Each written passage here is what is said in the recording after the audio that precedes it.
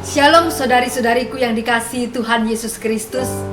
Ada banyak keadaan yang membuat kita tidak berdaya.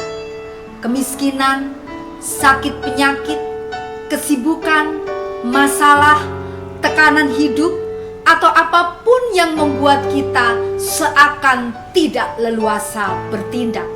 Apakah itu untuk diri sendiri atau untuk orang lain? Nah, pembenaran yang paling sering kita dengar adalah untuk diri sendiri saja sulit, bagaimana mungkin untuk orang lain? Menolong diri sendiri saja tidak mampu, apalagi menolong orang lain. Ini logika yang paling sering kita kemukakan dalam situasi yang kita anggap sukar. Tetapi hari ini kita akan melihat sesuatu yang berlawanan dengan pemikiran yang seakan logis itu. Kita akan melihat satu kisah seorang remaja putri, anak perempuan tawanan yang melampaui usia dan situasi dalam tindakannya. 2 Raja-Raja 5 ayat 1-3. Naaman disembuhkan. Naaman panglima Raja Aram adalah seorang terpandang di hadapan tuannya dan sangat disayangi. Sebab oleh dia Tuhan telah memberikan kemenangan kepada orang Aram. Tetapi orang itu seorang pahlawan tentara sakit kusta. Orang Aram pernah keluar bergerombolan dan membawa tertawan seorang anak perempuan dari negeri Israel. Ia menjadi pelayan pada istri Naaman. Berkatalah gadis itu kepada nyonyanya, "Sekiranya tuanku menghadap nabi yang di Samaria itu, maka tentulah nabi itu akan menyembuhkan dia dari penyakitnya. Amin." Saudari-saudariku, untuk memahami kisah ini, mari pertama-tama kita bayangkan situasi yang melingkupi remaja putri tawanan ini. Yang pertama, dia adalah seorang tawanan perang. Ketika Aram menyerbu Israel, mereka membawa banyak pampasan perang dan tawanan.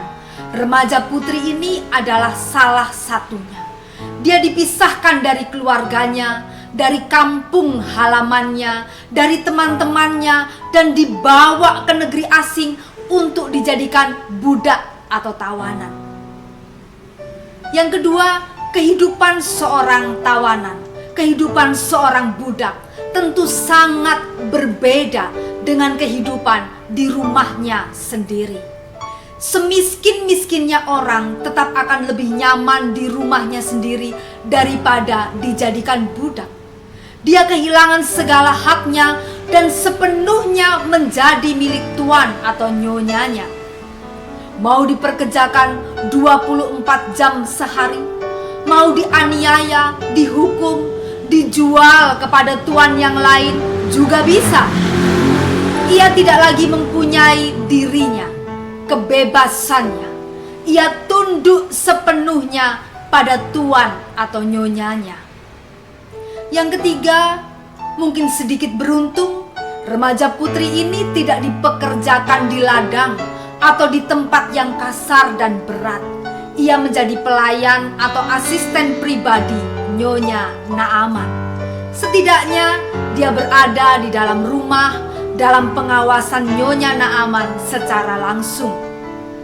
Dan besar kemungkinan, entah karena kepribadiannya, kerajinannya, atau karena budi bahasanya, maka remaja putri ini dapat diterima Nyonya Naaman dengan baik. Terbukti perkataan remaja putri ini didengarkan, perkataannya diterima, usulannya dipercaya. Ini menunjukkan bahwa ia layak dipercaya. Sangat jelas saudari-saudariku, meskipun remaja putri tawanan dari Israel ini mempunyai cukup alasan untuk meratapi nasibnya, cukup alasan untuk bersungut-sungut, untuk mengasihani dirinya, tetapi semua itu tidak dilakukannya. Melampaui keputusasaannya, ia memilih untuk menyesuaikan diri dan menjadi pelayan yang sebaik-baiknya dan layak dipercaya. Melampaui kebenciannya pada bangsa Aram dan Naaman tuannya yang adalah panglima perang Aram, ia memilih untuk tetap menjadi pribadi yang peduli akan penderitaan orang lain. Dalam hal ini, Naaman yang menderita kusta, penyakit aib yang belum ada obatnya saat itu. Alih-alih mendendam, remaja putri ini mau menunjukkan solusi untuk Naaman. Menunjukkan bahwa di Israel ada seorang nabi besar, Elisa, yang dapat menyembuhkannya.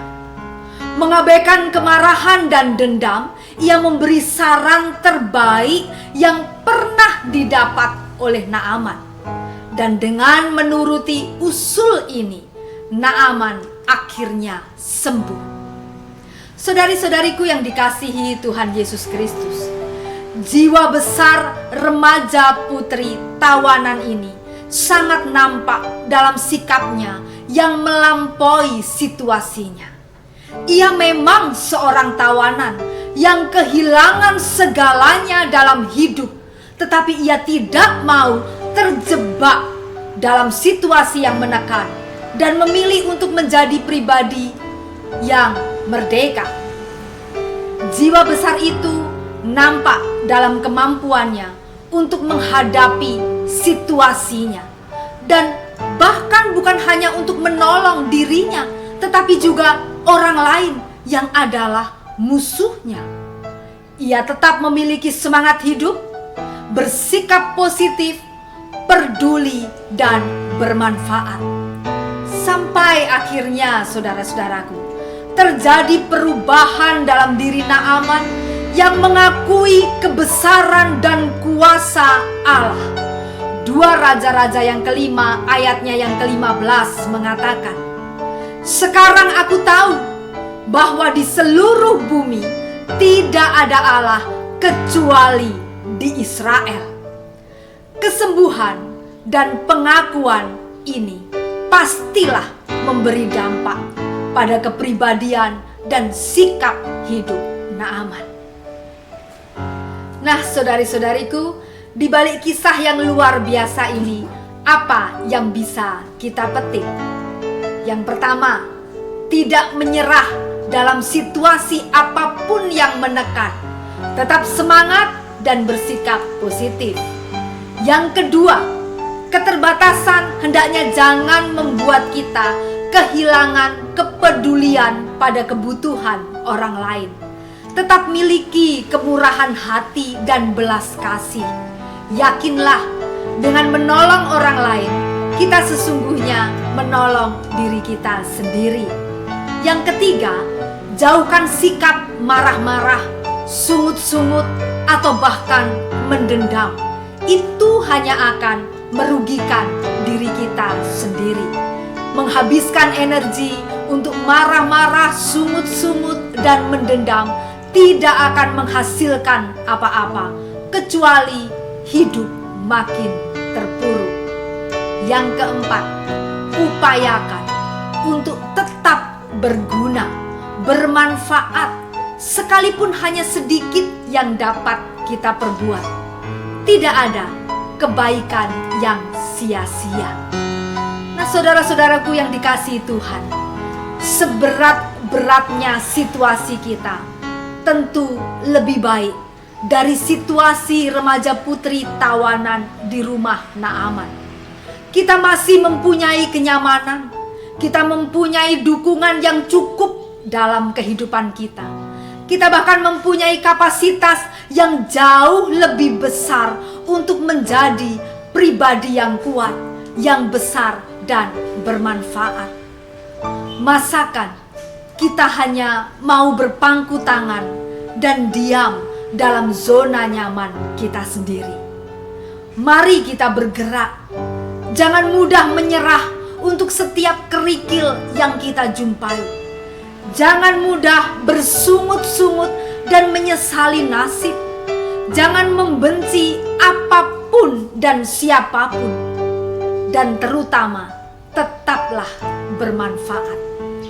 Sebagai orang-orang merdeka, besarkan hati dan jiwa. Luaskan jangkauan dan terus berkarya. Tuhan memberkati. Stay safe, stay positive, and be wise.